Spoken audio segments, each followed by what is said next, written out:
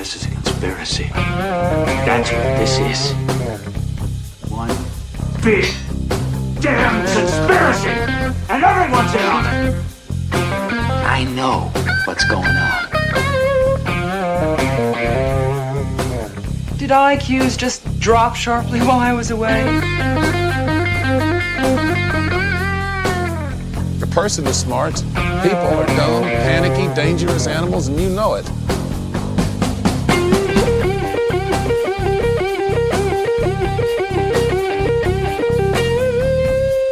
Did you see the memo about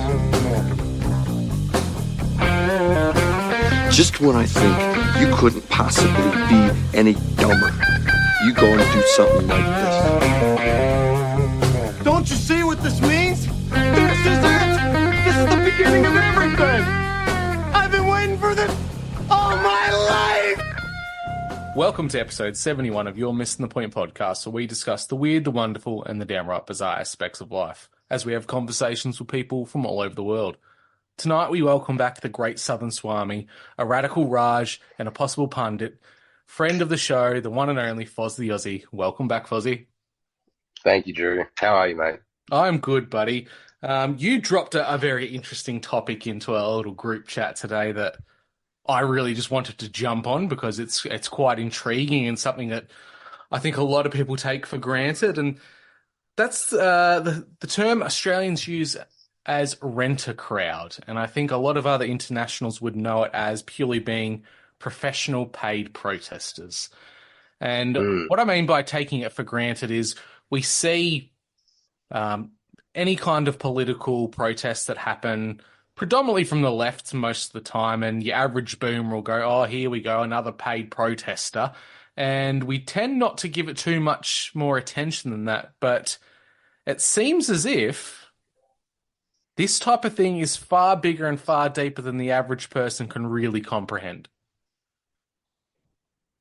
Yeah, so I guess, I've obviously spoken about this subject on Spaces a couple of times, and I've sort of been a bit of a mallet in that conversation, like sort of come in with a broad brushstroke of like, hey, these things exist. You better start looking at this problem because it's a real problem. It's something that should be focused on. And in the last, I would say probably like 3-4 weeks, I've started to have some further developmental thoughts on this of how much of a problem this is, not just for the fact that companies and businesses are allowed to exist. So the one that I had sent to you, the Rent-A-Crowd from the US of A, and that company being in India as well. It's in Australia, it's in the UK, but there's many others. So like in Australia, there's the Digital Influence Group. There's a company called Disruptive Media, which is obviously the name of the business is intended to disrupt the media. So like this company, this Disruptive Media one, I was reading up there like, they're what about us, and they're very specific with what they say, and they offer monitoring and influencing social media conversations. They use data-driven strategies to identify trends and sentiments. They do targeted messages. Their services are used by businesses looking to manage their online presence and protect their brand image. And they go into like further explanations. They do work with NGOs and they do work with the government. There's a company called Social Media Insights. I think I mentioned the Digital Influence Group. What else? There's a few of them. Reputation Management Australia, and they're an SEO and use full-on digital marketing strategies, and they work with managing negative and positive narratives on various online platforms, including X. And these are just a few. But my greatest concern is how deep this idea goes and how much it's positioned itself in the capital market. So, for example, and the example that I gave, and it's obviously a hypothetical example, but political party A utilizes companies like this to promote a fake protest or a fake event in order to subvert a genuine event that's taking place, to almost dismiss the genuine plights of the citizens of the country. And in my mind, the fact that there's businesses that are allowed to exist like this with no oversight and no regulatory guidelines is a big problem. And it's not just a problem from the perspective of the fact that the government are allowed to integrate and work alongside these companies, but also the fact that these companies are even allowed to exist in the capital market. Because there's no transparency, is there, Fozzie? That governments, NGOs, they hire these groups to do whatever they say is on their business tag, but it's far more than that. And you kind of delved into the idea of the digital space, and I think we need to get to that after the idea of having physical renter crowds and professional paid protesters, because I think that's something people can cling on to a lot more easily than they can with influencers and possible entities online being paid shills, right? Yeah. When it comes to these groups, I think the one that you actually sent in the group chat was called Crowds on Demand, which is a rather big one in the US. And I'll just read to you what they're described as. Crowds on Demand is an American publicity firm that provides clients with hired actors to pose as fans, paparazzi, security guards, unpaid protesters, and professional paid protesters. Crowds on Demand is the American publicity firm that ensures the company operates to push your needs and messaging. Now, a lot of people kind of poo-poo this and say, oh, that just means like a small business trying to become big and they want the fake paparazzi and the big gold or red carpet and the gold lights and everything like that. Or they're staging a protest and they want that for the publicity. But it goes deeper. And I'm going to give a real-world example that you kind of alluded to with the idea of paid instigators more than anything else. We know that since October 7, there's been a hell of a lot of conversation and discourse around, are you pro-Palestine, are you pro-Israel? And there's been this real big pull from anyone in the center that you have to be pulled onto one side. And one of these kind of escalated globally kind of all at the same time, coincidentally, the pro-Palestinian protesters on university campuses. It wasn't just America. It was Australia, it was the UK, every Western nation kind of went into this. And the media had us believe that it was purely just, idealistic left-wing kids in universities who really don't know what's going on, so they jump on the bandwagon, ergo the renter crowd.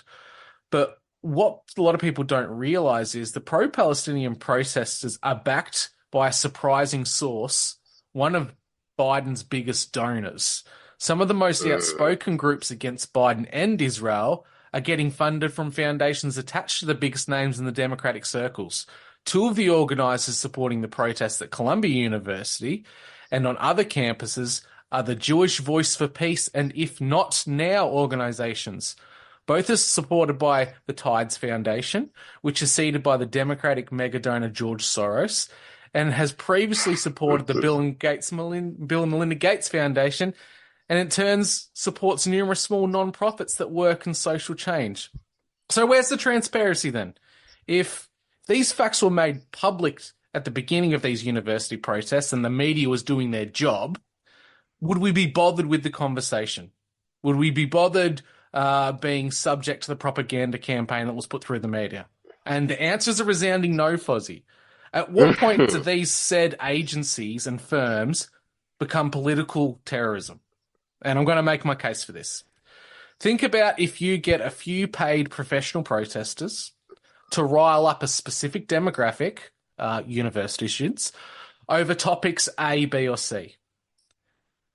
The less informed or switched on followers who are very passionate, and I understand where they're coming from, they pile in on this. They see someone doing it, monkey see, monkey do, right? They see someone standing up for something they feel passionate about. So naturally, they turn the tap on. It's full ball. Everyone's in on it. Now, these protests that start off staged and fake, they become all very too real. Ones that often erupt into violence and property damage.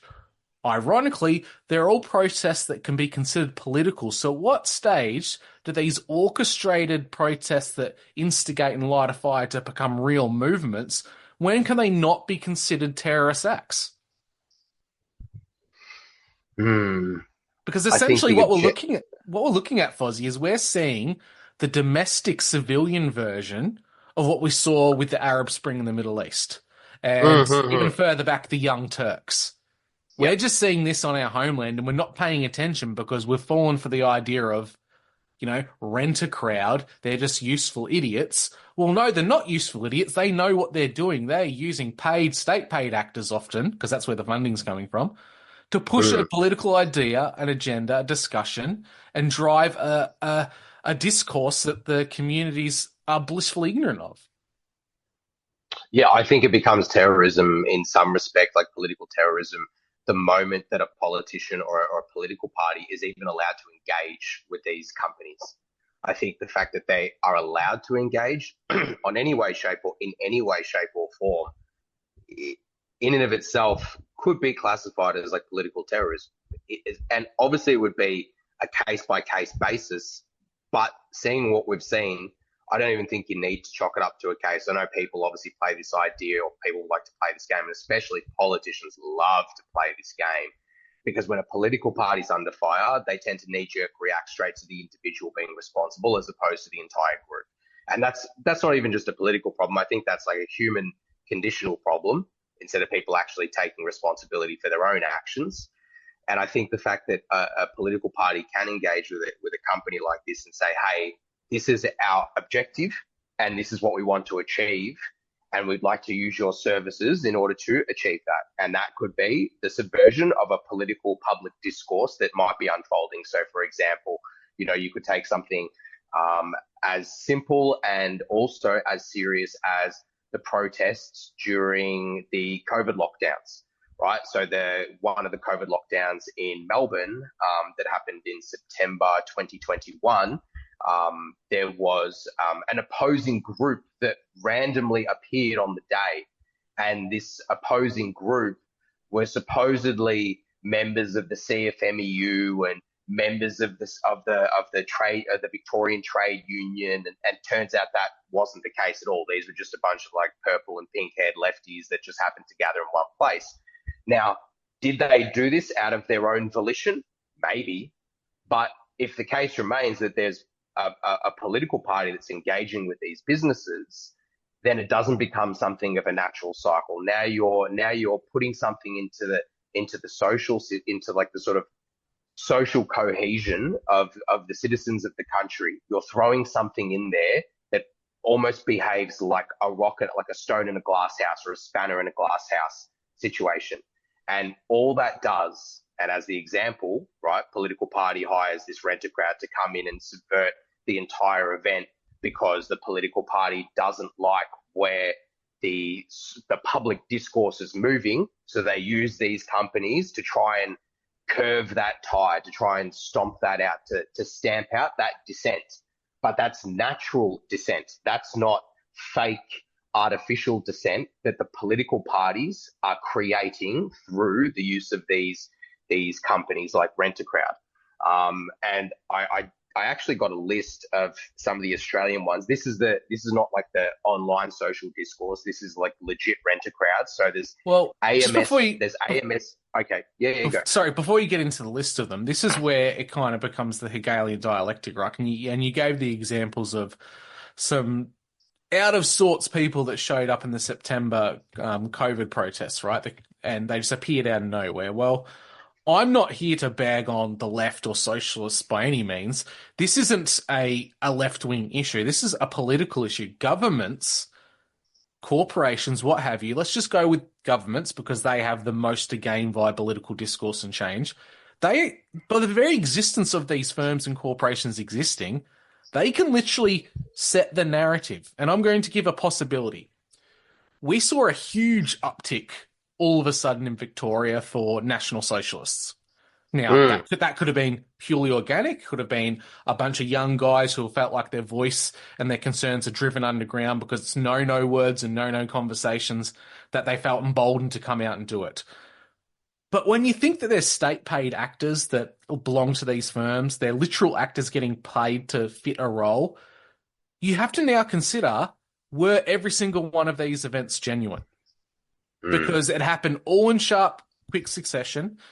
There was this idea that suddenly there's this huge uprising of nationalism in this country, but in the Nazi, Weimar Republic kind of an idea that there's going to be this huge uprising of white men that are going to do terrible things. And it scared the shit out of the population. And it did a really good job. And people kept talking about it.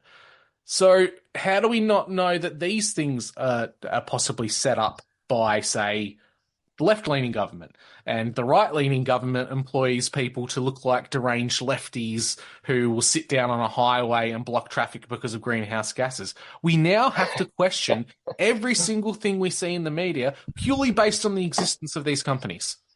Yeah. How can we take anything? We can't take things for granted anymore. We can't take it on its face value. Well, we can't, because there's no regulatory framework for these companies. And the fact that there's no regulatory framework is like a candy store, and the political parties are the kids, and they just want to go in and use these things to push agendas. And I get it, yeah, because at the end of the day, much like people look at much like people look at the capital market, how when you see the perspective of the 1%, yeah. So the 1%, people obviously associate the 1% with the idea that they're so far up in the ivory tower, they don't even see the people on the ground anymore. Like, everything's just become a pure numbers game. When you are a seasoned politician that has been in the same political circuit, the same political party for so long, right? And then everyone around you is part of the same system. At the end of the day, your whole thesis for pushing yourself forward and staying in the political circuit and moving up within the hierarchical structure of the political circuit is a points game. How many points am I up by? How many votes are going to come in through this particular region, this particular district, this particular municipality, et cetera, et cetera. So using these tools, these mechanisms, these legal mechanisms, you're able to increase that point grabbing. You're able to increase your overall voter base, because you're creating a problem and you're also being the resolution to that problem, right? And that's the sort of tactics that are used in the political. And historically, that's always been the case. It's been the case in war. It's used as a tactic when you look at countries that are used as proxy states for conflict between two major nations, right? So you could look at it even from the perspective of two political parties that are so opposed to one another that they're both hiring renter crowds to create subversive public tactics of protests and riots, and, like you mentioned, public property damage and this and that. And the politicians get to dust their hands with at the end of the day, because if there is public damage that is done by these protests, who ends up paying for it? Well, the insurance companies will pay for it. No dramas, because I'm a legal registered business and I have insurance on my business, right? So the insurance company is going to go and pay for all the property damage. So there's all these escape mechanisms as well that don't fall back onto the political party or onto the federal government or even to the state government.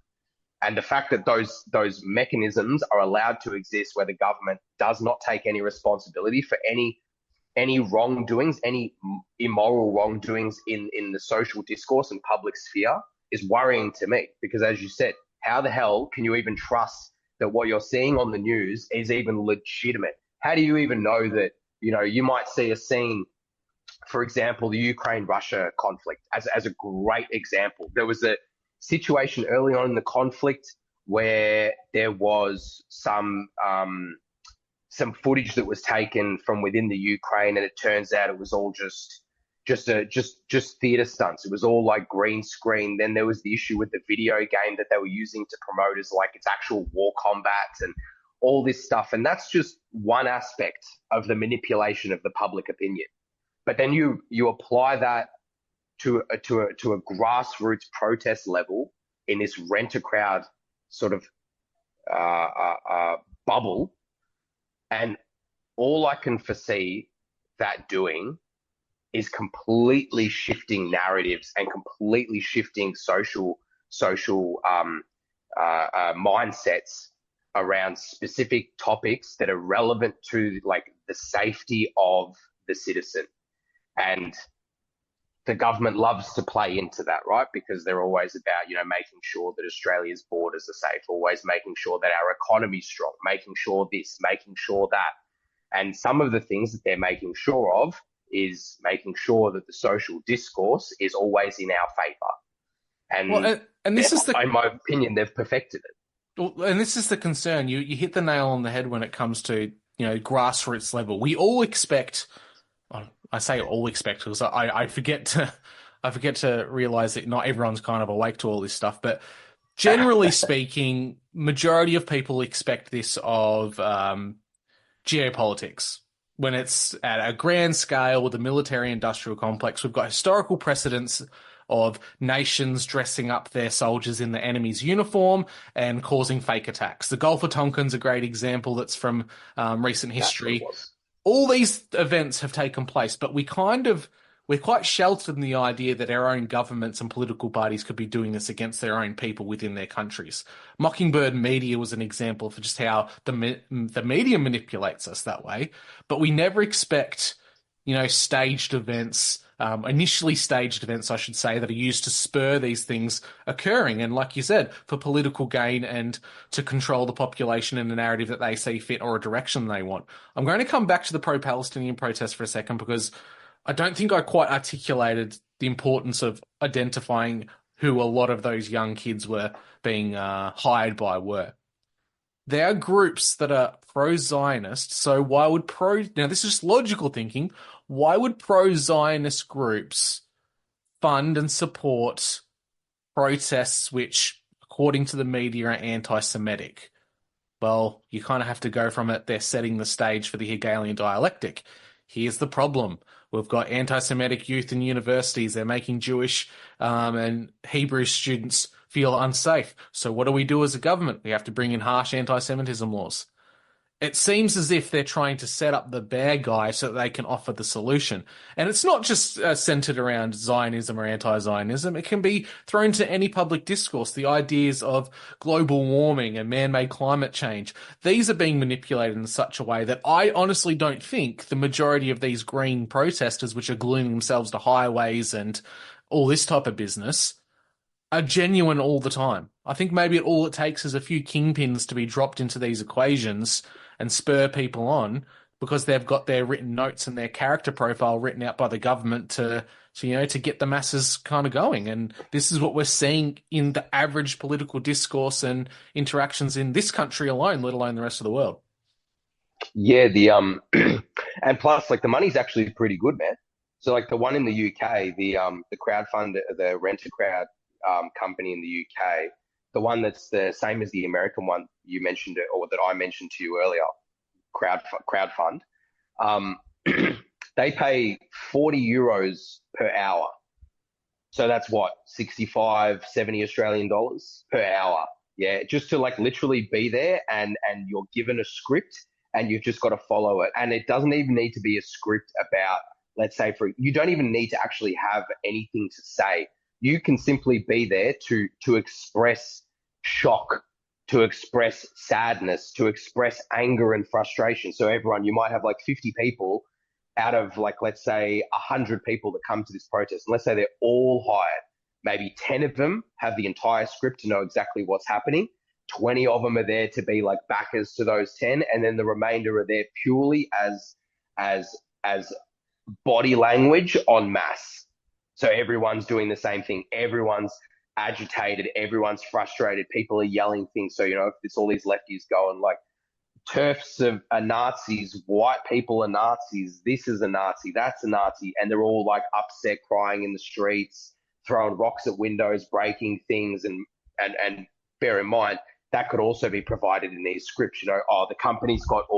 The company takes full responsibility for any property damage. So if you happen to break something, don't worry about it. The insurance company is going to pay for it. So there's all these mechanisms to allow these things to take full force without, and I think the only thing where the line would be drawn with these businesses is, and I would assume if there is any regulatory guidelines for these companies, and I would assume that this would apply to most businesses that aren't even in that particular sector, is not to do bodily harm, not to implore bodily harm or make sure that bodily harm even happens within the confines of your workspace, right? That's like one of the first things I mentioned one of the first things that an employer obviously has to make sure of is that their employees are looked after, that they're healthy, that they're not sick, that they're not, under duress, that they're not fucking murderers. And I know I'm being, sort of facetious when I say these things, but I'm not really. Well, it's just basically the nature H&S, of- isn't it, Fozzie? You want to be able to go to work, be safe, come home at the end of the day, and you would think logically that they would have to employ this. You mentioned something I just have to grab onto before I lose it. You mentioned the idea of protests across the UK in which all TERFs are considered to be Nazis, or feminists, or what we consider old school feminists or third wave feminists, are now anti-trans. Well, what's to say that wasn't just a redefined term because paid actors came out and said that? And then the group 100%. of people just saw it, monkey see, monkey do, following along with what's being said, and now it's become the norm. Yeah, dude, I've seen, man, you can see videos. There was those old prank videos from like the early 2000s, and most of them I think were in America, but some were probably in the UK. I think some were maybe come out of like Spain and stuff like that, where they go around, they'd like have this little group maybe of like 10, 20 people. They go somewhere and they do something, and it'd be something as simple as like there'll be and I remember this specific episode, there was people in a park and something happened, and then they'd all start clapping. And then just these random people that weren't even part of this of this project, of this prank, just all of a sudden just started clapping just for the sake of the fact that everyone else is clapping. So monkey see, monkey do. Even if you're not aligned with that thought or even part of that thought, the fact that there's so many people doing one particular thing, that lemmings, that herd mentality. It's like a public peer pressure.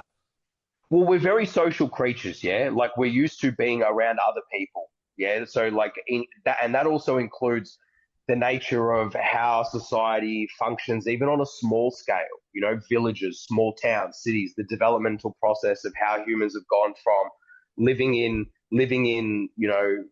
villages to end up living in massive metropolises. But even the fact that has happened doesn't dismiss the idea of how the human brain seems to like almost immediately rewire itself in this monkey see, monkey do situation when there's enough people.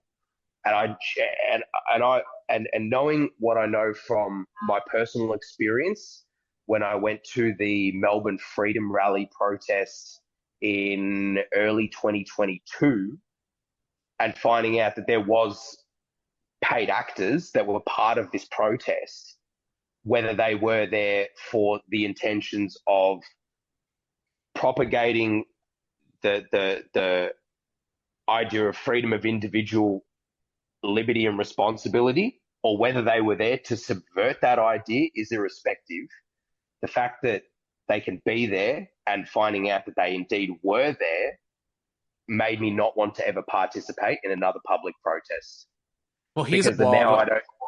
Yeah, go on, sorry. Sorry to interrupt, Fozzie, but here's a wild idea, and this one just comes to mind. At the height of COVID, when a lot of people in Victoria were very, very angry at Dan Andrews, and that anger has not dissipated, I might add, but that was the height of COVID, we saw some gentlemen in one of the protests walk around with a gallows and a set of nooses.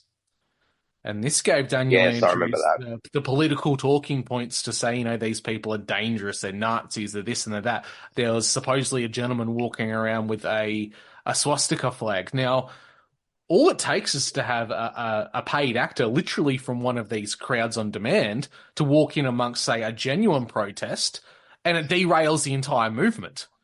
And it's all about optics, right? And we were talking about that before, and how the human mind psychologically works. We see things, and whatever the majority goes with, most of the time we fall in line with that out of self-preservation. So if we've got the media telling us, all these cookers are Nazis and they're dangerous and want to kill the Premier, the majority of people watching go, oh shit, these people are uneducated bogan cookers who want to kill the Premier. Well, this is terrible. And you gave a great example of manipulating the masses just through psychological experiments. And you're right, they were big in the early thousands. And there's one I remember where a gentleman set up the persona of being famous purely by having paparazzi follow him around, take photos, had security at all time. He decked himself out to the nines with all the designer clothes. He had a few girls follow him and ask for autographs. In which case, a lot of other younger people saw that and came over asking for autographs. And he would say to them, did you like my latest movie? And the kids would be like, oh, yeah, you're fantastic in it. It's one of my favorite movies. And these were people who had fallen for the con. And they were just saying that because they wanted to be seen getting an autograph from the famous person. And that's just small level psychological operations that occur, let alone when you throw politics into the mix and the politics and definition changes that come out of this and movements that grow can completely shape a country's future. It's so, the term paparazzi has been mentioned a few times, and it's funny because in Australia, one of the companies that does this is actually called the Paparazzi. And they've got a full-on website, like it's the paparazzi.com.au. Their what about us goes into say, like, the company specializes in creating engaging events by providing fake paparazzi and rent-a-crowd services to energize and captivate guests at various events, including corporate gatherings and public relations stunts. So, like, even they're like, yeah, we're part of this. Like, we have no issue, like, working with the government to, like, do these things to, and that's just one, bro. There's a few. There's AMS Promotions, the Crowds on Demand, the Australian one. Applause Entertainment is another, and I guess some of the other concerns that I have, like, and you know me, like I've mentioned, on many podcasts that we've shared now, and including even on Spaces, and I always draw back to this, is that transparency. And that transparency is, in my opinion, is fundamental for a healthy, cohesive society to function. And the fact, and that also includes obviously the democratic aspect of the society, that whether that's the ability to vote, the ability to participate within your society, those factors at play as well. And the fact that you can have these governmental bodies that work with organizations that, like, manipulate the public perception, and on top the media narratives that feed that public perception. So, like, Rent-A-Crowd comes in, Channel 9 captures all the Rent-A-Crowd and then placates that to the real people out there that aren't the Rent-A-Crowd, that Rent-A-Crowd are indeed real people, and all the people that are just mindless, and I say that with a heavy heart, they're not mindless, they're just stuck in a ways right now. And I know eventually they'll all wake up, but those people that are stuck in a ways, yeah, dude, like you mentioned, they'll truly believe what is happening on the news. Like, the whole thing just essentially becomes theater. And then, like, that undermining of the system and skewing that understanding of, like, the public opinion, it almost makes people, I guess it becomes the point where it's so unclear that you don't even know whatever you're looking at or supporting, whether that's the thing you're supporting or the opposition is actually genuine, or whether it is fabricated. Like, and the fact that those mechanisms are there to even allow that is a concern. Well, it even, draws into question personalities, and we've spoken about many times, was the idea of maybe some of the personalities in free movements aren't necessarily genuine, and maybe they are state-paid actors, and we've used the terms like feds and things before, not naming names or anything, just generally speaking here. What's to say that heroes that kind of came out of the woodwork during the events of, say, COVID or The Voice, who became popular for, say, being someone who heckled a premier at a press conference, how do we know that wasn't a state-paid, actor to drive up publicity for that politician? And any press is good press, bad press is good press. It doesn't matter. It can make them look really, really good to their voting base because, the cookers are targeting them. Or on the opposite side, it could have been the opposition in power who wanted to stir up a frenzy around that politician for their misdeeds. If these aren't genuine people we're seeing, we have to question entire movements. Like, you can have your own personal found beliefs, but as soon as something becomes so bigger than Ben-Hur and takes on a life of its own, we now really do have to start questioning the legitimacy of it. Is it genuine? Is it organic? Has it been prodded and probed? Has it been manipulated? Has it been nudged in a certain direction? These are the questions we have to ask ourselves first and foremost now. It's not just a case of feds. It's a case of private organizations being hired by governments to help stoke division and or set the tone of conversation. And we've got legitimate businesses in this country, let alone all over the world, that are doing this. Well, the suppression of like genuine dissent, right? And I know that the term dissent comes with a lot of heavy. I know it comes with like the term itself, dissent now is something that comes with a very heavy tone to it. Like when someone hears dissent, I feel like most people, when they hear the term dissent, they're just like drawing images in their head of like the riots in America and burning the fucking city down and turning up cars and things like that, or like the protests in Melbourne, you know, the initial anti-lockdown protests, stuff like that. All these people are dissenters into the public. They're going against the public narrative. But that like crowding, that those businesses that have these actors that happen to be intermingling willfully and making the genuine people, right, the genuine dissenters who are dissenting based on the idea that, you know, as many of us, you know, yourself and myself and many others that we know have dissented against is the overreach and the oppression of government thought into the individual. Yeah. How much is the government allowed to intermingle with your personal life? And the fact that these paid actors come into these protests, even if those protests are set up, the fact that real people come into these things with the genuine intent to improve the system, it almost comes to this point where the government that essentially suppresses this dissent so effectively and, you know, silences those opposing views, that tactic itself, it becomes such an issue, man, when we look at like sort of addressing and diminishing the voices of that genuine dissent, because those voices that happen to have that genuine dissent against government overreach, in my opinion, and just from my personal experience, tend to come across in these matters as very genuine, well-informed individuals. They tend to be able to hold themselves in the conversations and be able to pull a few different points together to actually like create a story for people to understand. And one of the things that I've experienced, especially on X, is when those people tend to actually present themselves on spaces, what tends to come with it is those actors, those people that are trying to suppress that dissenting voice, but also pretending to be part of the collective dissent. They're almost like little viruses that are getting into the system and breaking it all down and ruining it for everyone else.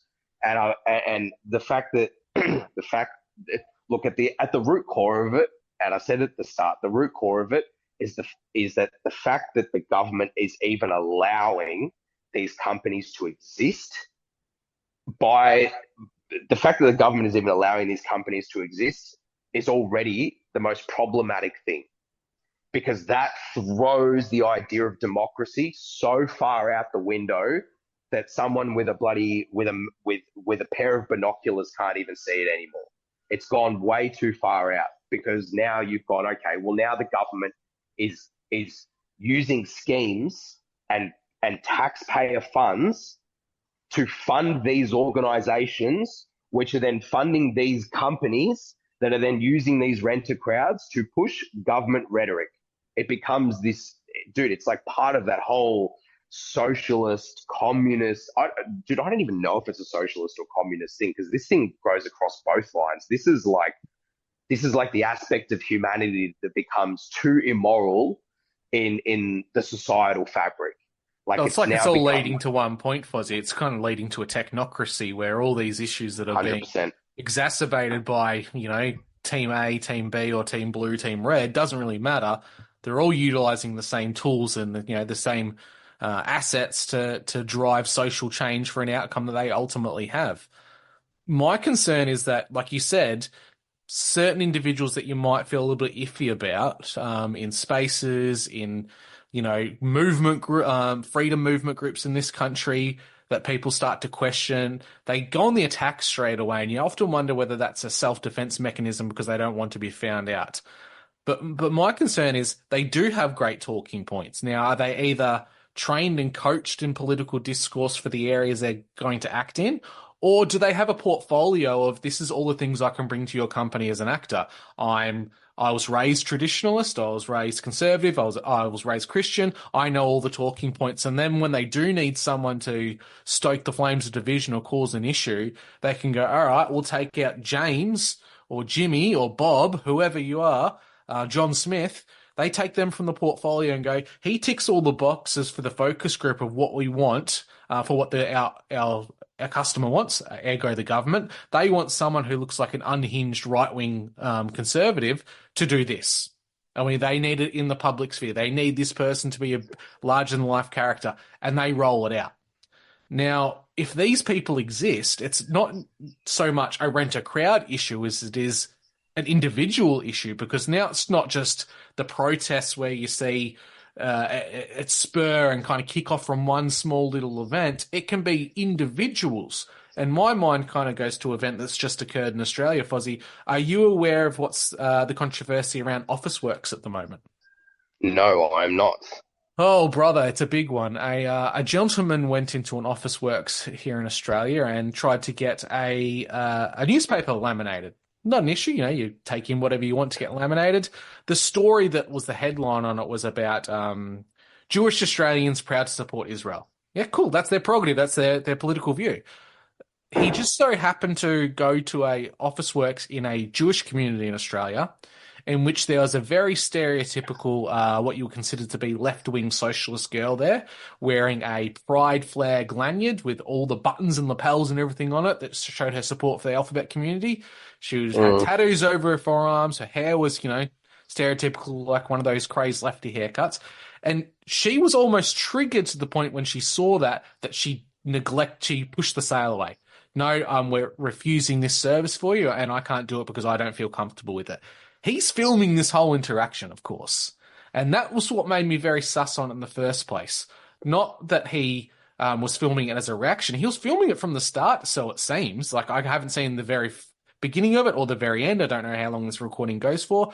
But the fact he was recording this, and it seemed like a very baited situation to rile up not only the conservatives in the country against the left in general, but it was also to kind of garner support for a certain political and ethno-state ideology in this country. And it's worked wonders.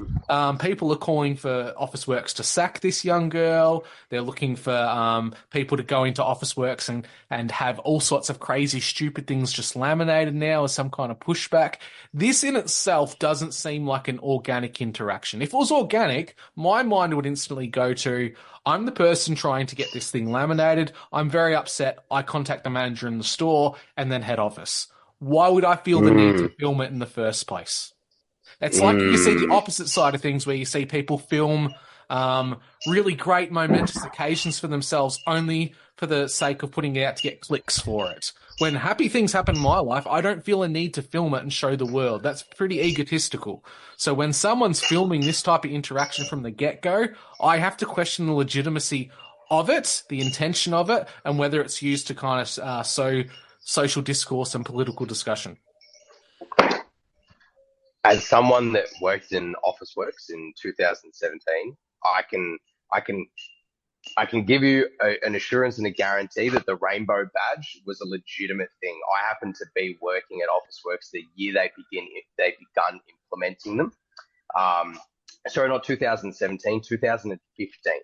And at the time, I was working in the Richmond Officeworks store in Melbourne, and the regional manager came and did this. He went to obviously all the Officeworks stores. It took him about a month, and he went around and basically explained to all the stores that they're going to be doing this. They're setting up this relationship with Officeworks and these LGBT organisations that are based in Australia and a couple that are actually abroad.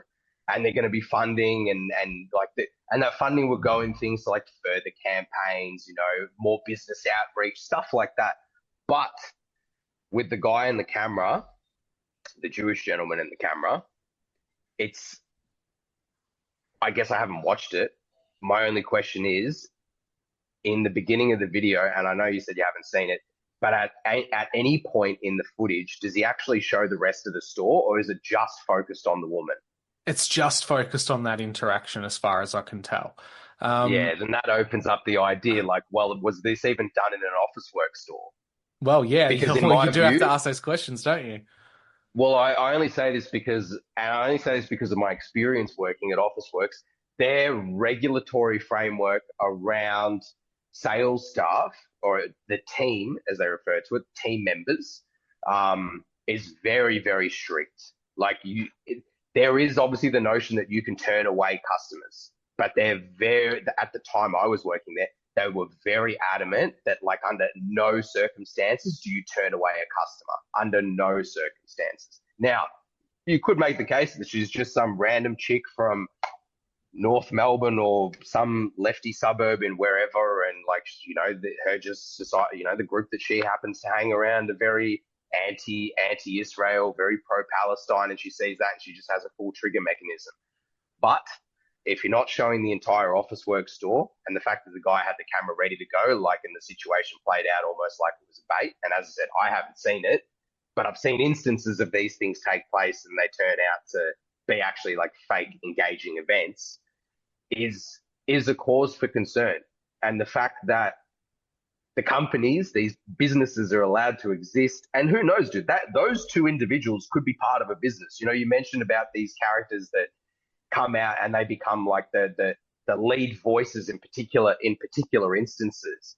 The way I would look at it is how anyone would look at a business that does sales and has your sales staff, and then has your B2B, and then has, like, your reps, your representatives. You would look at these guys that become the heads, they become the face of the business. Yeah. So these faces of the business are like the representatives, and they'd have their own talking points. And yeah, maybe a lot of the time these guys are experts in particular fields. That could be something in politics. That could be, they're a Christian, so they're very well read on the Bible. They, these, whatever it might be, whatever their skill set is that they're allowed or they bring to the table. And, I guess the issue remains is, like, well, would the government, whether it's the Australian government or any government for this matter, hell, you could even take this to the highest of high and say, you could go like, oh, well, what about the World Economic Forum? Or what about, these massive organizations that are so intertwined with many different countries or many different nations and their governments? They're obviously aware that these things exist. It's not like it's oblivious. This business model has been in play for a very, very, very, very, very, very, very long time. This idea of social public discourse and manipulation of using actors or fake engagement. Dude, I can't even pull something from the ancient records straight up in my mind, but I'm sure if I went and had a look through, like, Roman history and stuff, I'm sure there would be events that would have exactly the same telltale signs of these matters happening, from whether it's 1,000 years ago or now. I personally think it's a problem of the human condition. But if you are in the government and you are associating yourself with, or if you're a political party and you're associating yourself with these businesses, then to me, you've lost all credibility. Across the board, you've lost all credibility, because now even if you're only fake engaging with one specific narrative, like, let's say there's 10 narratives. One narrative is trans issue. The next narrative is COVID issue. The other narrative is Ukraine issue, then Israel issue, then Palestine issue. Even if you're only manipulating 2 out of the 10 narratives, the fact that you're allowed to manipulate the 2 out of 10 narratives is too many. The government should not be able and not be allowed to engage with these companies at all. And the governments should be putting in policies to either regulate or completely block the ability for these businesses to exist, because we're at a very critical stage in human consciousness right now. We're at a very critical stage where there's so much distrust, not just with citizens and their governments, but also citizen on citizen trust levels as well. And that has, in my opinion, obviously come about because of narrative games, because of manipulation of the social discourse, the participation of mainstream media and all these factors at play that have all fed this idea that's become a citizen-wide thought, in my personal view, and this is obviously going to keep growing and get bigger and bigger and bigger because obviously there's still people that watch mainstream media and whatnot. But the fact that there is this growing body globally of people not trusting their government in many, if not all respects, is that critical mass.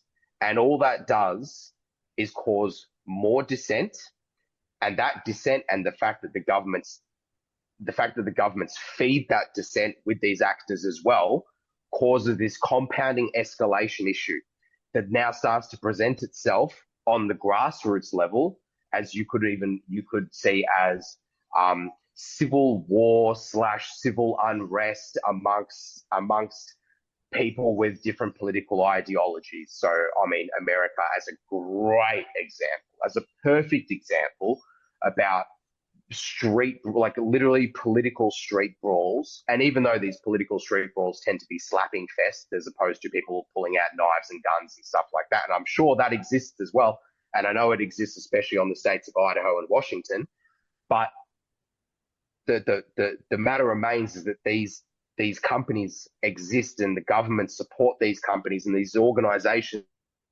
backed by the government support these companies and these businesses to escalate these already compounding problems. Mix that in with how fast information travels on social media and the internet, and that the fact that so many people are coalescing around very monopolized social media platforms, in this case Instagram, Facebook, Twitter, X, and that information that's coming out that's not genuine is escalating the inevitability of almost like a country's downfall. Like, Well, okay, the system's fucked. I'm just pretending to be the government right now, and I'm just speaking in hypotheticals. The system's fucked. We've bankrupted the system. We've got to start the system anew. We need everybody to get on board. We're going to do a 10-year plan. And the 10-year plan involves we've got to manipulate the masses. We've got to leverage Agenda these 2030. ideas. Correct. Agenda 2030. So it's happening, bro. It's happening in real time, and people aren't even registering it or recognizing it. Or the people that we're interacting with it are not just registering and recognizing it, but a part of it. Well, Fozzie, I've got to change the focal point for this because no, it's all right. no, if we talk rambling anyway. if we talk to normies about this type of stuff, right, we're going to get the collective eye rolls and the fluoride stare where they're not going to understand. But we have to put it into context. We have to put it in a context where they will understand it. Like, you're talking about the talking point of how can it be allowed that these entities, these firms exist and they're allowed to exist? Well, you refocus the question. Would our government and would the collective population allow the likes of the CCP, Russian intelligence, or foreign adversaries to operate out in the open in our country to change the political discourse and interactions of our country? No one would put up with that. They'd be kicked out of the country so fast, their head would spin. So why are we allowing essentially middlemen, non-government agencies, to fill that role? If it's not our government, if our government's not using them, let's just pretend our government's fine, all above board, they never use these services. What's to stop the CCP or Iran or Russia or any kind of boogeyman group the governments of the world tell us about? What's to stop them from sowing these types of divisive kind of tactics in our countries? If you put it in that focus, that's when people would start to get angry, because they've still got the elusive boogeyman that could be behind it all. We'd still get rid of the problem, but they wouldn't be addressing the main issue of, yes, our governments are using these. I think people are only going to grab onto this and sink their teeth into it if they believe it's the elusive bad guy doing it, not their beloved government who looks out for them. It's a very hard pill to swallow. It's hard enough to believe that the government would do anything untowards you with just policies in the country, let alone they're shaping your very thoughts and outlook on life without you realizing it. Kitties, the Chinese dragon and the Russian bear are in our backyard. We've got to do something about it. Stats. Like I think you're right though. I think that's probably the angle that has to be tackled, like to sort of get the point across that, yeah, it's these companies. It's not like they've got any regulation for not being able to deal with organizations that are associated with foreign agents, because we already have this issue here. We've already got foreign NGOs that operate within Australian shores.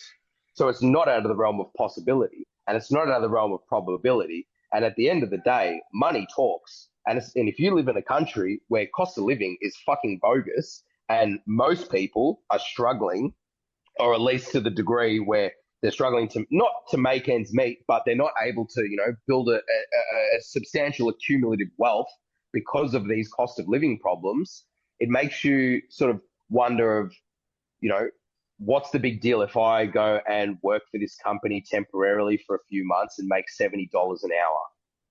I get to get in front. Or what about the welfare system, bro? You've got the Red Cross, you've got all these agencies that help put you into work. So what if you've got all these people that are on Centrelink, which is the Australian welfare system, and go like, I can't find work anywhere. The Centrelink puts them with these. Centrelink goes and puts you with these agencies to help you find employment, and these employment agencies go, what is your skill set? And these people are like young Zoomers, bro. I'm an influencer. I influence people. This is what I'm good at. Oh, I've got the perfect job for you. I've got the best job for you. How would you like to be paid $60 an hour just to stand around and influence the public?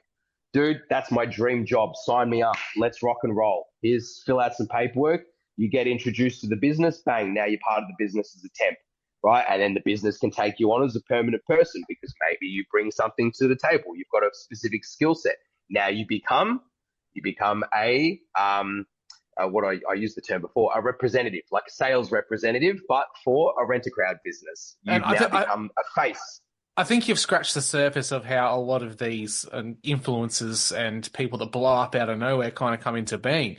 I don't think it's necessarily always organic. And if you're someone you could be a real genuine person with real genuine beliefs, but you've been hired by this firm and they look at your portfolio, all the dot points about you.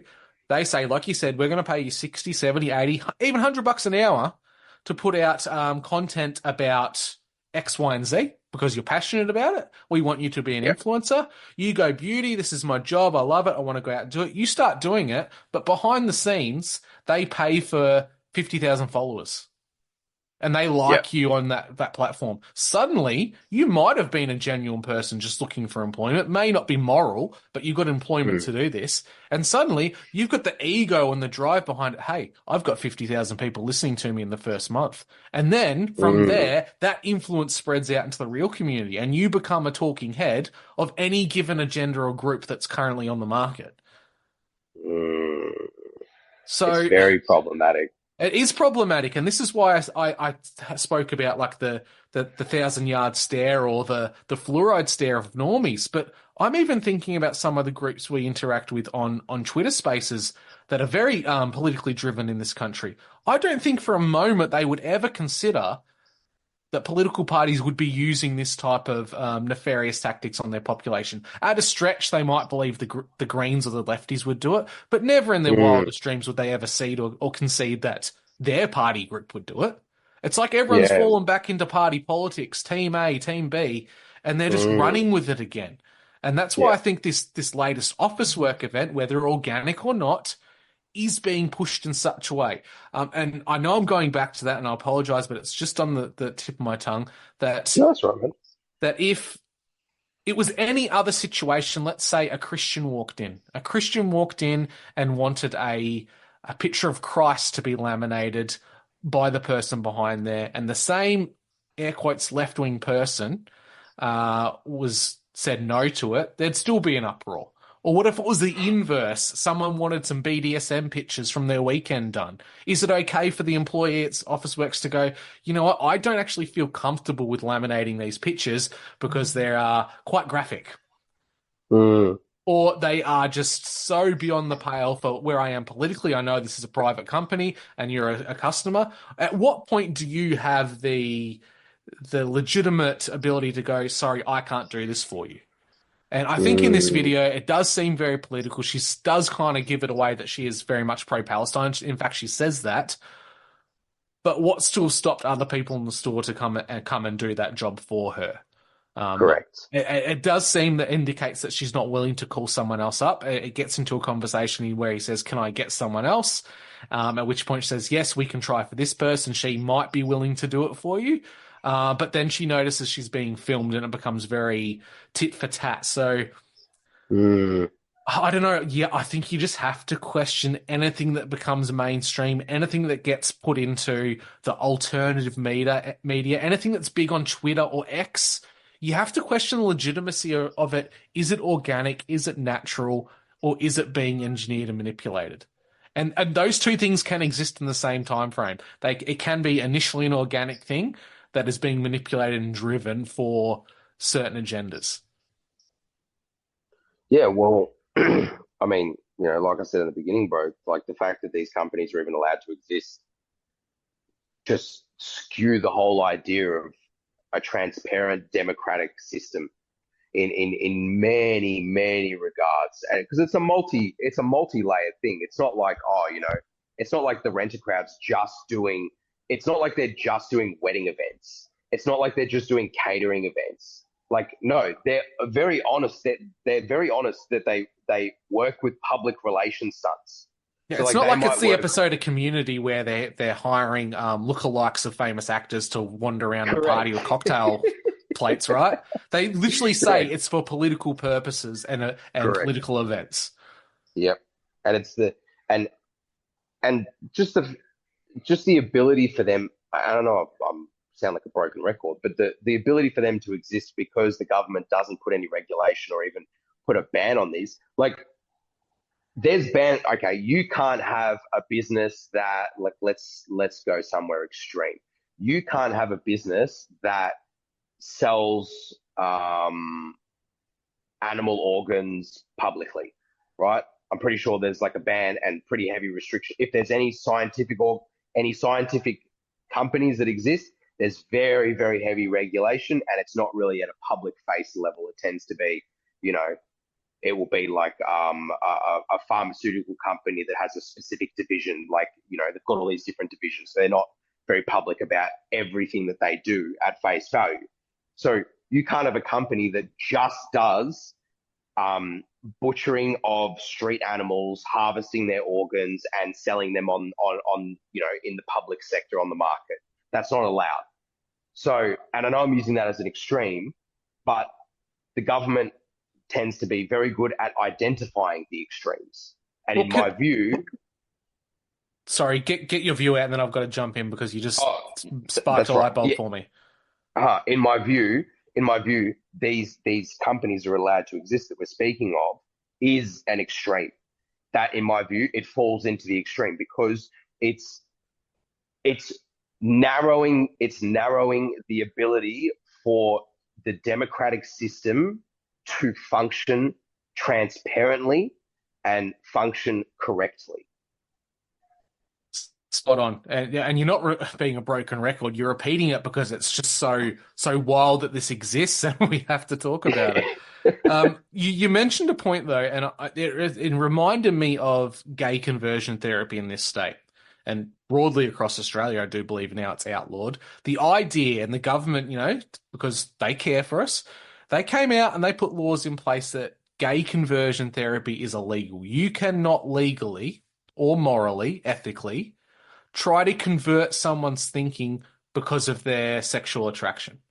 And to a lot of people, that's fair. Like, you shouldn't be able to change someone's thinking because of who they are. Well, how are we allowing these entities, these firms, to shape people's not only political thinking, but their views on reality? How is this any different? These are not only entities which set the tone, set the agenda, the conversation of discussion, they can change people's worldviews through these operations. And far more often than not, government agencies are utilizing them. How is this any different from gay conversion therapy? Morally and ethically, they're both hitting on the same issues. changing someone's perspective, outlook, the way in which they live their life. Well, if the government is providing edicts to the public education system, and those edicts in the form of government policies and framework, in this case, the LGBTIQA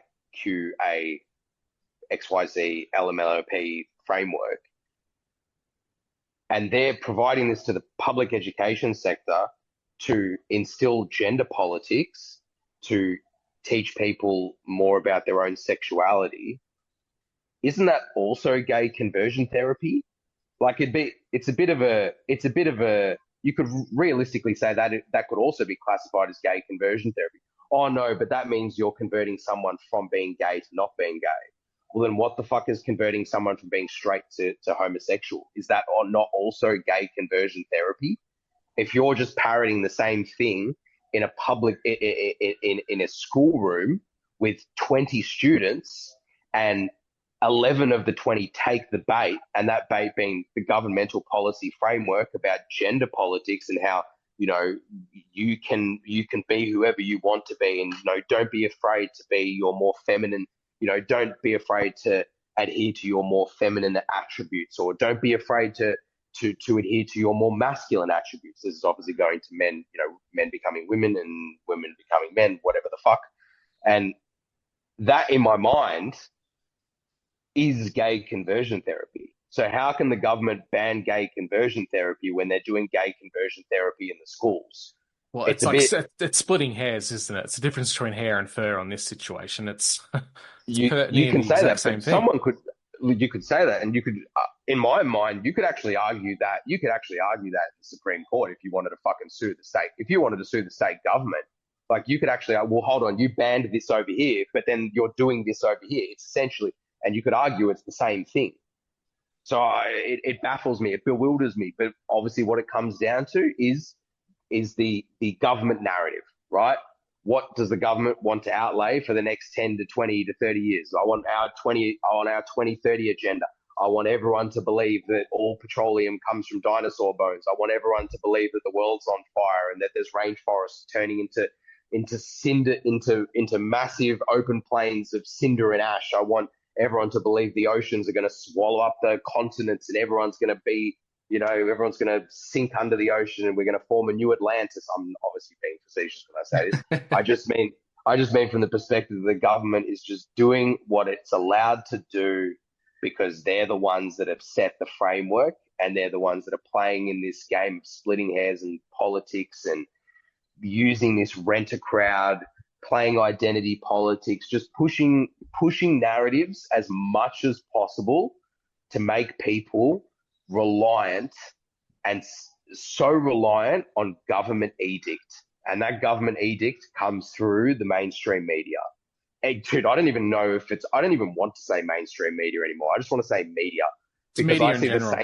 Because alternative media is just new media. It's the same puppet coordinator, right? Same shit on X. The same shit's on X, bro. As much as Elon Musk likes to go out and talk about a free town square where everyone gets their opinions out, I've seen the opposite of it's that. A limited hangout. Oh, dude, it's a paid hangout. You want to hang out in the town square, you got to fork out $1,000 per month. And then if you want any extra members, a part of your little group, they pay $50 per month. And you can do anything. We've got APIs set in place for you to manipulate your own public social discourse on this digital framework. And you can have these people working for you. They can also manipulate the mechanisms. If anyone follows them and they follow you back and they're a mutual follow, you can now improve and reduce their own engagement ability. Like, it's beyond my head, dude. And no one seems to see it. People are so caught up in team politics, and even when it comes to social media, there's the two groups. There's Meta and there's Elon, and Elon suddenly is the good guy, even though he was extremely what you would consider to be left wing a while ago, all about saving the planet, tunneling, going to Mars, trying to save all Earth's issues. The left loved him. That's why people started buying electric cars, was because of Elon.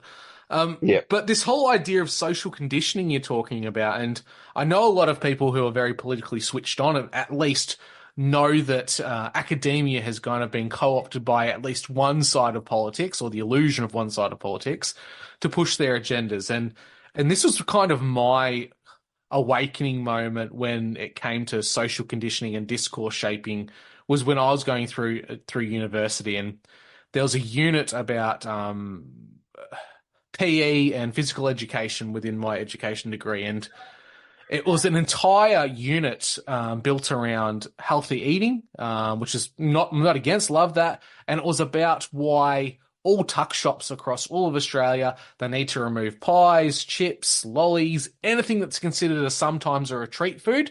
We just flat out ban it, and we're the people and the arbiters of what can and can't be done.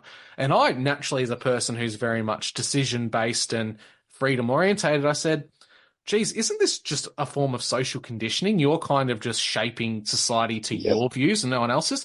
And my lecturer just perked up and smiled. Well, yes, of course, our job is to condition the social fabric of society. We bring about change that governments can't achieve.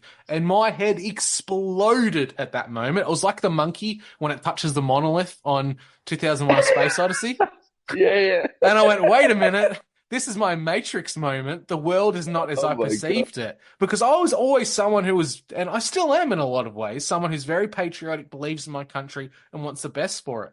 But when you start to see the very foundations, the pillars that we trust as being the arbiters of freedom, speech, education, just social cohesion, are always manipulating you into believing their current way of they want us to think, it's just paradigm shattering. And I don't think the average normie with their 1,000-yard fluoride stare can comprehend it until they've had their light bulb moment. You can't just be a knuckle-dragging monkey and then suddenly become an upright walking Homo sapien overnight. It's a progression of evolution cognitively that, and it sounds like a complete kind of new agey term, waking up or being awake to it. I hate using that term because it's so cringy, but it's so ultimately true.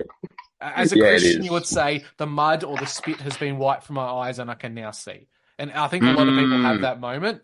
And I think a lot of people that we kind of have conversations with, a lot of great, meaningful people on X, they are there, but they're not quite there.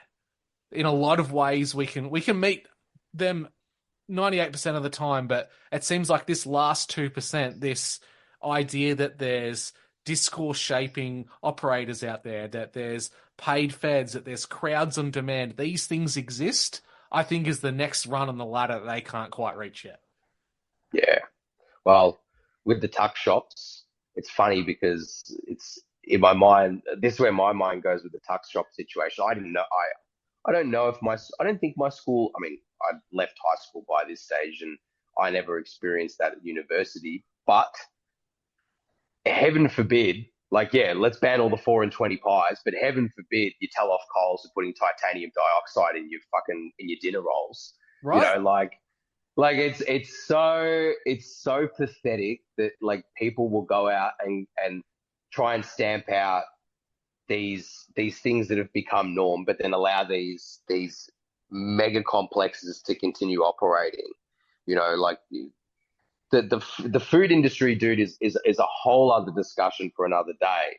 But finding out that Australia has less regulatory framework on harmful chemicals, that the food additives and harmful chemicals that actually get put into the food preparation process of fast and processed food. But then you look at countries that are seen as third world nations that have way higher and strict regulatory compliance about those same chemicals being allowed in food is a huge bewilder to me, because I would think that a country that prides itself on, and I don't know if Australia prides itself on being classified as a first world nation, but I know that Australia is referred to as a first world nation.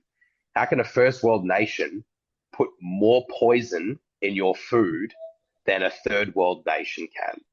I know that sounds silly, but like when you think about this idea that the government will subvert you at every fucking turn, whether from your political compass to how you perceive community and society, to how you perceive your health and well-being, are major factors. And the fact that they seem to not care and allow Rent-A-Crowd, titanium dioxide, these companies like Nation Builder to be prevalent in the system, it just causes compounding escalation issues across the board, whether it's to the person's psyche, to the local community, and to the state community, or to people's health and well-being. And I know with the health and well-being thing, there's a whole interplay with the big pharmaceutical industry, and people become a numbers game, right? You want to keep people moderately sick so you can heal them, and you make money. That's the whole wheel of that particular situation. But then it just comes back to, well, like all this information's publicly available, all this knowledge, all this research on these chemicals that are available to be used in the food industry in Australia, and their implications on the human body. So titanium dioxide, that completely ruins your genetic structure. That's like titanium dioxide, when it's available in a country, is second in cancer production rates to sugar. So like high processed sugar, like corn syrup and stuff like that. But what it does is it actually completely tears apart your genetic, your DNA structure. So if you're having kids, your kids might have a much higher chance of coming out with problems like Down syndrome. Right? So it's like the scene on Prometheus where the engineer drinks a black goo and you see all his DNA start to pull apart at the molecular level. Yeah. That's what titanium dioxide does. And to any listeners that aren't sure what titanium dioxide is, it's used in the commercial industry globally, and this is where it's used predominantly, is in the building and construction industry, mainly revolving around coatings for like paint and making things glossy. So it's more of an aesthetic appeal. But some German scientists... So wait, glossy appeal. So I'm instantly going to, like, vitamins, things that people take for their health, and a lot of those gel-formed ones that aren't the pressed powders. Yes. The shine on the soft gel capsules, that's titanium dioxide that's interlaced with the material. Ugh. Yeah. So, and in small amounts, obviously it's not going to cause an immediate effect, but over time it will break down your genetic structure. I would at least implore anyone that wants to go and consume gel tablets to make sure of what the ingredients are. Look, the back of the list, the ingredient has to be in there. If it's sold in Australia, the titanium dioxide has to be mentioned in the ingredients list, because the gel capsule itself is part of the ingredient. If it's not mentioned there, chances are it's not in there. I don't know whether they're allowed to say it. We have to do a whole episode on just this alone, because this is horrifying me. I know this type of stuff exists, but sometimes you just need a kick in the bum to remind you. And now I'm just thinking about all the potential vitamins I have in my house that are the glossy finished gel tablets instead of the pressed powdered ones. So I'm quite concerned. Thanks for the nightmares tonight, Fozzie. That's to get us out of these horrible, thoughtful weeds of, I'm destroying my own DNA in ways that I thought I was helping myself. Let's go back to the dangers of these crowds on demand. Now, I have a question to pose to you. Would these types of groups be more dangerous than a government? And I'm going to put a few things around it to help formulate a few ideas. My natural thinking is a company that's in the business of changing political discussions, discourse, and paths in the future that you're heading in.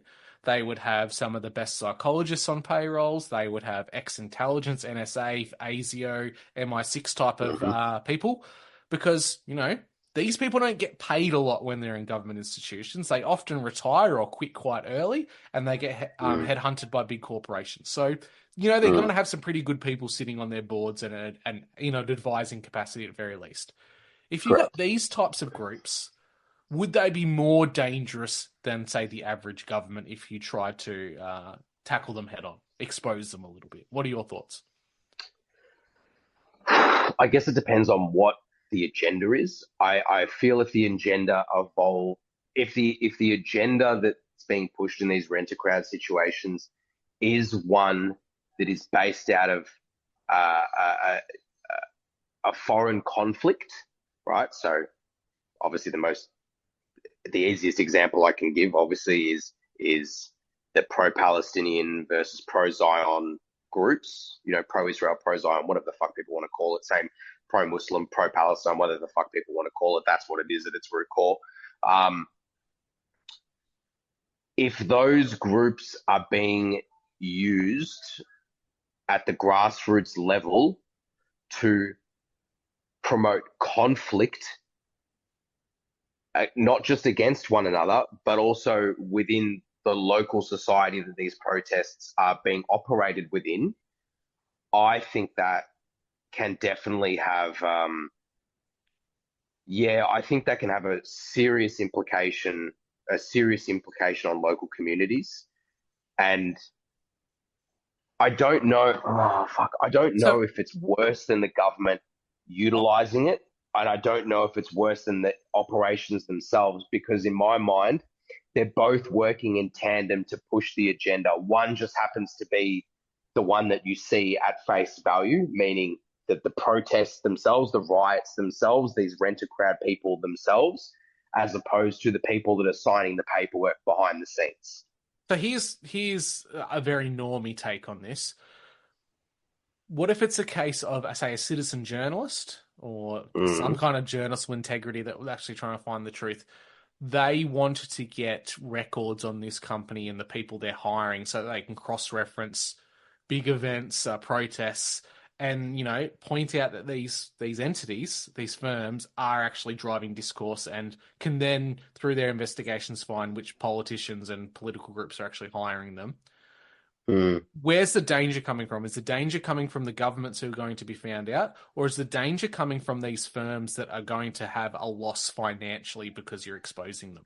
And which would be more dangerous? Are you, as a citizen journalist, you know, exposing this stuff, are you in more danger of the government trying to silence you for exposing what they're doing?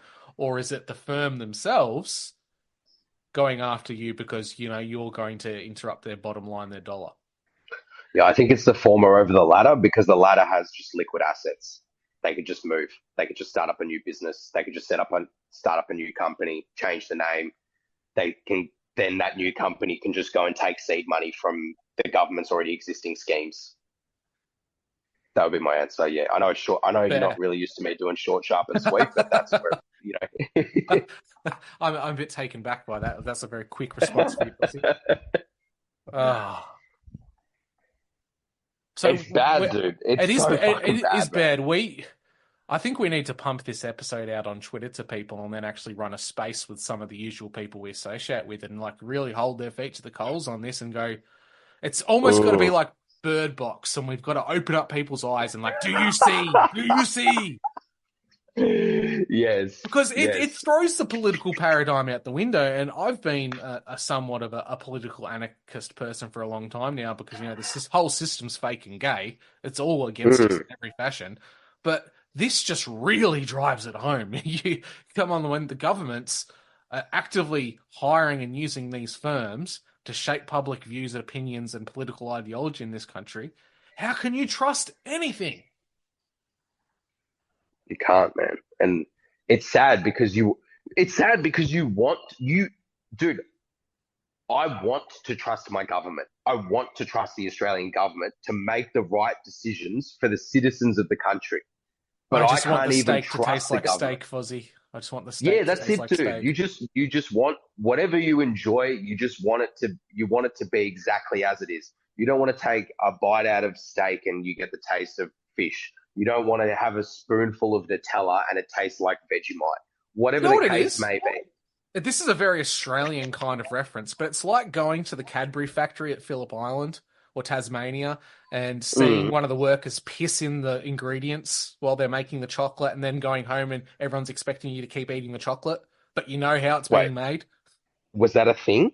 No, but it's just an idea. And by no means am I suggesting that any workers at Cadbury would do that. But that's the way of looking at it. It's like you've seen something happen behind the scenes and you're expected to still engage in it the same way. Yeah, I think that just becomes that nature of like habitual. So like when something's been the norm for so long, like one little blip on the timeline, like what's one little blip? you know, that comes back to what we were saying earlier about the individual as opposed to like the group thing. It's like if it happens once, it happens once. It's not gonna change my views on how this system operates. Cadbury man pisses in the Cadbury vat while they're making the chocolate. Out goes a batch of 10,000 units, 10,000 people have like eaten a Cadbury chocolate bar, and it's got someone's urine in it, and the company issues an apology, and everything's just, you know, dusted, everything's fine. If anyone happened to consume it, they can go to Cadbury. Cadbury will give them some free chocolate and maybe like $200 or something like that. And then everyone else forgets. But then that might happen 6, 7, 8, 9, 10 times over the next 5 years, but they're still placated as isolated cases. And no one cares about isolated cases. People only care when it actually becomes a group problem, when it becomes this idea of a systematic issue. That's when people start to actually engage with it, when it becomes a systematic problem. And you've seen it obviously in the political circuit, you know, systematic racism.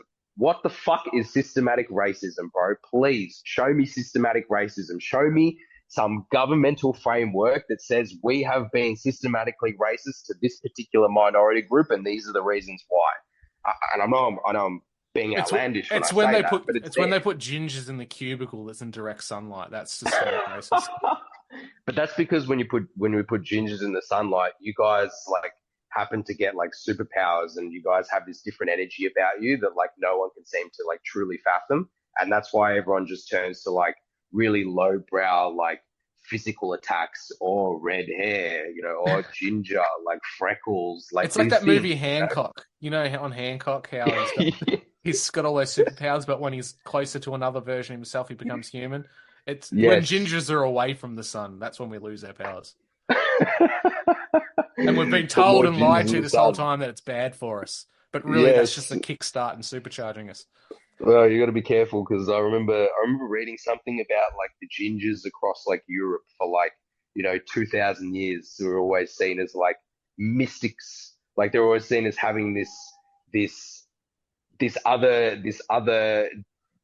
sort of heightened sense of the universe, this ability to, you know, perceive flows of energy, and, you know, tarot card readers and witches and all this and that, and, well, you know, Celtic mystics and druids. Well, blacksmiths in the Scandinavian regions and in Germania would have redheads piss on the swords to temper the steel.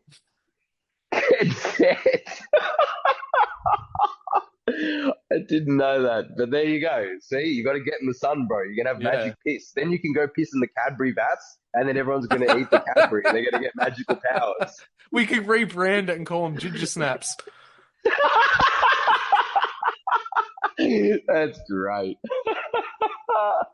Oh man. But yeah, you know, look, just what it comes down to, Brian. I know we're getting up to that hour and I assume we're getting up to that hour and a half mark, or we've probably passed it. The fact remains is that these companies exist. The government utilizes these companies.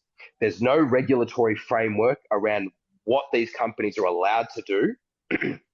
And that itself, in my view, in my humble opinion, is completely problematic to the transparency of the democratic system as a whole in any country that has a democratic process, because government uses subversive tactics to shape public discourse to their ideology, to whatever it is that they want. And as you mentioned, climate change, LGBTIQ, gender politics, whatever the fuck it might be. And it's a big problem.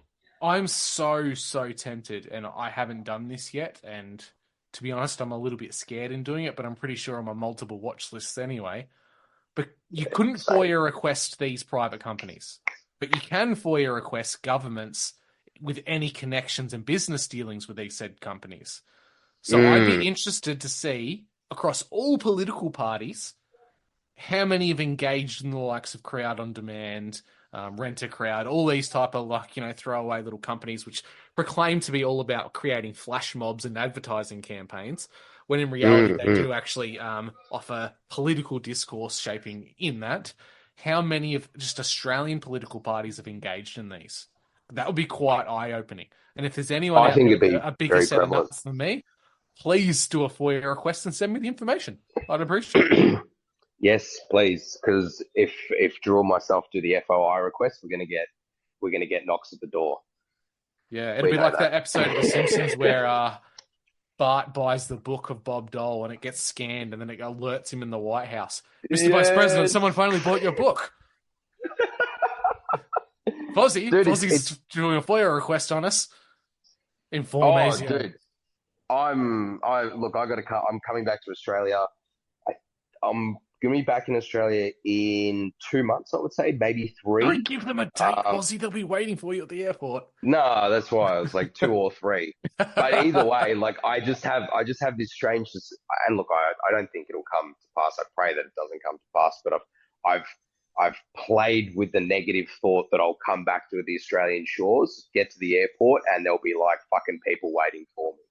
You know, I don't know if that'll happen. I don't think it'll happen. You'll but be the on fact- 60 Minutes and they'll be filming you in slow motion, pulling your phone out of your pocket looking like a real pedo or something like that. And then they'll try and spin it that you're an Indian spy working on behalf of the Indian government. Oh, yes. Oh, yes. Fantastic. And then I'll get banned from both countries and I'll have to do I might have to go to Romania and set up a webcamming business and just leech off of like 17-year-old models or something like that. Yeah, Thank and you can Andrew shave Tate. your head and you can smoke big old cigars and grow a Yes. beard in to cover up your lack of chin. Just be the most masculine man that has ever walked the face of the earth. Dude, this sounds like a great business idea that I don't think has ever failed before. Oh, bro. But look, I think that these conversations, I know these conversations are things that have to be had. And, you know, we've spoken about how small the Australian community is, right? Like, there's not many of us. Yeah, okay, there's 25 million, but comparatively to many other places on the planet, we are far and few between. And our social media, how would I put this? Our coalescing on social media, or how Australian citizens coalesce on social media, is already very small. There's not really a lot of us by default. Yes, okay, every single week there's more people coming onto Instagram and more people coming onto X and more people coming on, well, I don't know if more people are coming onto Facebook, probably not, but X anyway, more people are probably coming onto X, and from the Australian community themselves. So the community is already quite small. And that's why when you ask me the question about whether the grassroots rent-a-crowd protests are more dangerous and more harmful to the system as opposed to the government that allows these things to exist, the government, in my view, is I know I gave the short answer, and the only extension to that short answer I would say is the fact that the Australian community is already so small that it's easier to manipulate the discourse when you don't have as many heads to manipulate, right? It's much more of a logistical challenge to manipulate the masses in a country like India that has 1.4 billion people that are scattered all over India, mind you, not designated to very specific points, as opposed to Australia that only has 25 million people, where the vast majority live in the major cities. And it's so when you look at it like that, the ability to manipulate the masses, even though the masses are far and few between, in this case Australia, becomes the ability to achieve that becomes much easier as opposed to a much larger nation. And mix that with the fact that there's no regulatory framework around this, just opens up this can of worms that allows that en masse. And you know, dude, I don't even know if that implication has indeed had a flow over effect into X, but I suspect that it has. And I suspect that, like any company that comes under strain of the economic times, you diversify, right? Ford made engine parts and then participated in making military armaments in World War II, or any of these companies. They diversified based on the economic climate.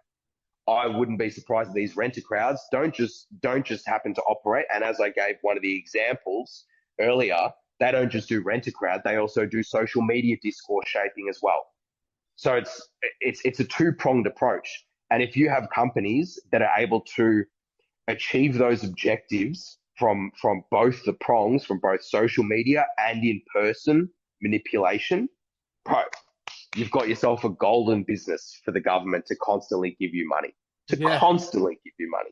It's just the golden fleece, and it's always going to be giving, or the golden goose, rather.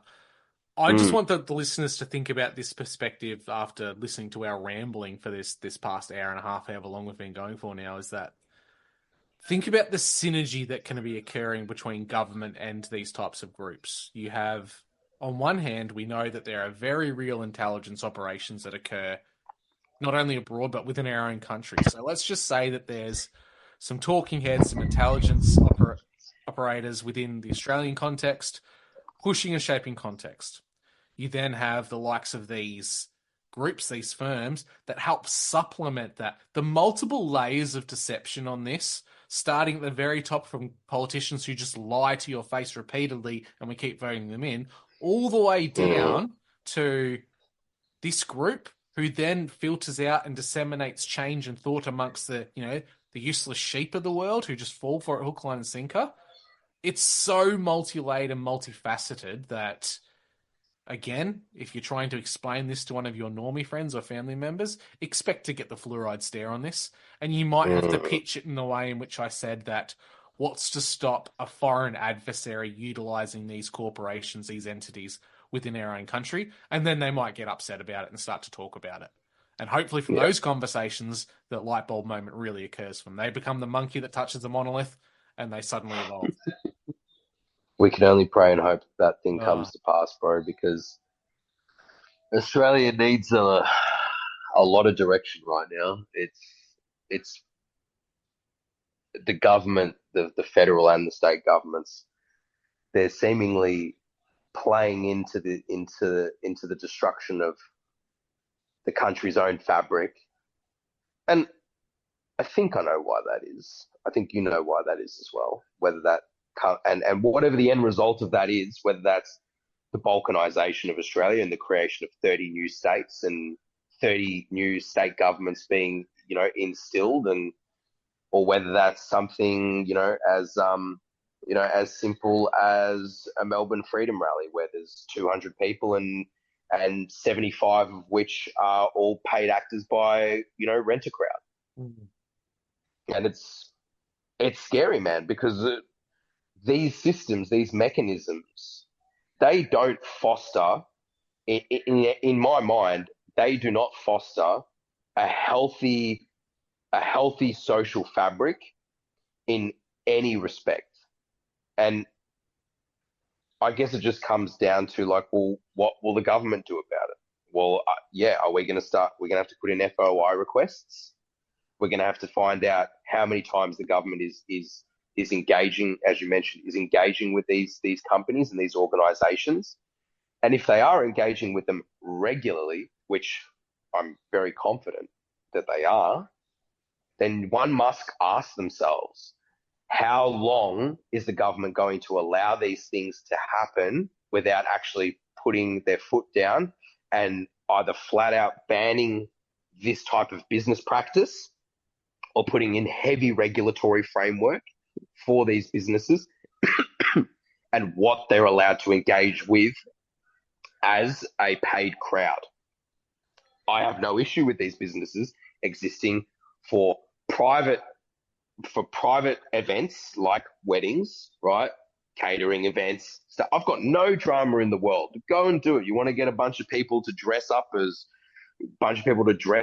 your favorite actor, or want a bunch of people to dress up as, your favorite OnlyFans model, then go for it. But the moment that the government comes in and engages with these clients, with these companies to say, hey, we want a crowd, and the crowd has to do X, Y, and Z based on this marketing framework that our team has put forward that we want because we have a specific gender in mind. The fact that is allowed to happen, the fact that that's allowed to exist is, and I've said it again, and I know I'll say again for a second time that I sound like a broken record, even though I know I'm not being a broken record. The fact that that is allowed to exist is one of the most problematic issues around transparent democracy, in my view, in the 21st century. I couldn't agree with you more, mate. And I have to thank you for just being able to jump on so last minute and indulge me on this, because I really do value these conversations. I'm so happy to have met you via X and Twitter that Yeah, these me too, bro. conversations can happen, because to be honest, if it weren't for these types of conversations with yourself or the likes of previous guests like Wade or Megan, who I know are kicking themselves that they couldn't make it for this one because it was such a Pandora's box of fuckery, that if I didn't have these types of conversations, I could very quickly see myself being the guy standing at Flinders Street Station with the sign over my body that says the end is nigh. Because you get all this information in your own mind. It's not just black pilling, it's soul crushing. It's one thing to be politically black pilled and to see how the sausage is made, but when it crushes your very soul, that's the thing that really breaks a person. And then to have these conversations, the ability to talk to other people about it and vent it and express it to others, it's so perfect that it happened now, because like I said, if it didn't happen, my beard would probably be twice as long and I'd be wearing Moe Reeboks and I'd be down at Flinders Street with that sign, mate. So thanks for coming on. Thank you for indulging me. Dude. And we'll have to have anytime, another follow-up episode just about the dangers of what's legally allowed in our food in Australia, which I always thought was so much better than the US, but apparently not. No, it's worse than third world countries. So I'm looking forward to having that. I'm so looking forward to that discussion, bro. Like health and well-being discussion, I'm so eager for. Mate, and I'm just so happy that I've been carnivore for over 6 months now, because that's eliminated a lot of that stuff. And on that note, ladies and gentlemen, we'll catch you next time. Watch out for the Ginger Snap Cadbury bars, because they'll leave a strange taste in your mouth. Catch you next time.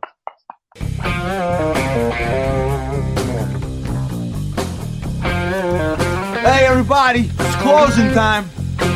You don't gotta go home, but you can't stay here.